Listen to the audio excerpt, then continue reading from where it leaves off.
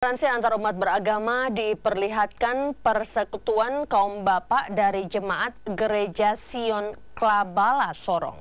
Jemaat gereja menjaga pengamanan selama sholat tarawih berlangsung.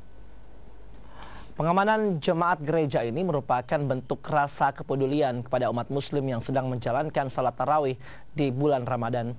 Sebanyak 30 jemaat secara bergantian bersama aparat Polsek Sorong Barat menjaga pengamanan masjid saat salat tarawih selama bulan Ramadan. Arus lalu lintas dan lokasi masjid menjadi prioritas pengamanan.